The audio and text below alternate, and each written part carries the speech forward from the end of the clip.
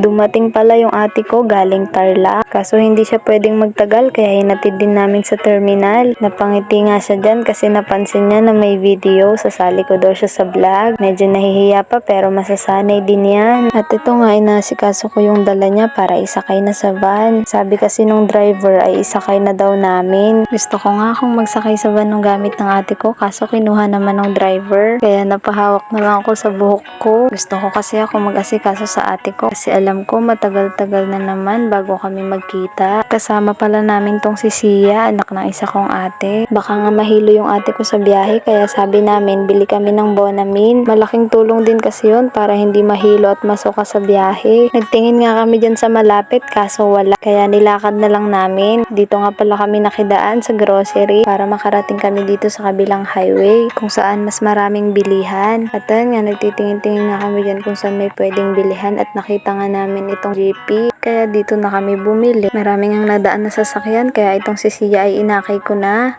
Tinuturuan ko nga siya dyan kung paano tumawid.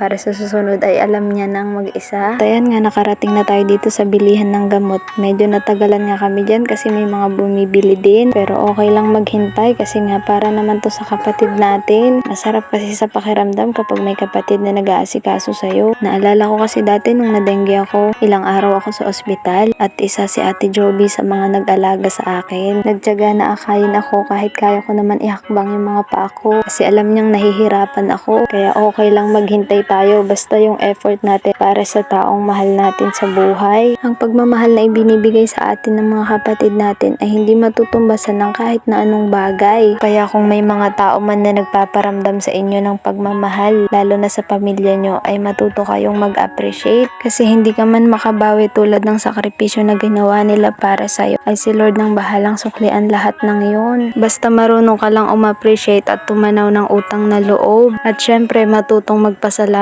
kay Lord dahil binibigyan ka niya ng mga taong mapagmahal. At ayan nga nagpabalik-balik pa kami dyan kasi nga naghahanap kami ng tubig na hindi malamig. Naisip ko kasi na baka wala pang tubig na baon si Ate Juby. Pero naisip ko din bigla na baka nga meron na siyang dala kaya bumalik na lang din ulit kami. Dito din pala kami dumaan sa daanan namin kanina. Tinitignan ko nga yung bigas kung nagbago na yung presyo pero ganun pa rin. Sobrang mahal. Baka nga umabot pa sa 100 per kilo. Hindi na natin ma-afford sa sobrang mahal. Minsan nga kasama na sa prayer ko na bumaba sana yung presyo ng bigas kasi hindi na talaga natin ma-afford. Lalo na yung mga kapwa natin na hirap sa buhay na hindi naman ganun kalaki ang kinikita. Minsan nga nagiging isang kahig, isang tuka na lang dahil sa sobrang mahal ng mga bilihin. Pagbalik nga namin, kinausap ko naman itong driver ng van. Nagtatanong nga ako kung anong oras aalis yung van kasi nga baka gabihin yung ate ko, nag-aalala kami. Hapon na din kasi yan pagkakatanda ko, mga alas 3 ng hapon. Kaya nga nagtatanong ako kung may mas mauuna pa bang biyahe para doon na lang sumakay yung ate ko. Kaso ang sabi nila ay wala na daw kaya hinintay na lang namin to. Sabi nga nila 8 pa daw yung alis kaya sinamahan na namin siya hanggang makaalis. At ayan nga nung gabi na ay kompleto na rin yung pasahero kaya aalis na daw sila. Nakakalungkot talaga kapag may aalis sa pamilya. Tipong huling yakap at halik mo na yun tapos matagal ulit bago maulit. Nung makaalis nga sila dyan ay umuwi na rin kami. Kaya hanggang dito na lang muna ang video. Maraming salamat sa panonood. Ingat din kayo lagi.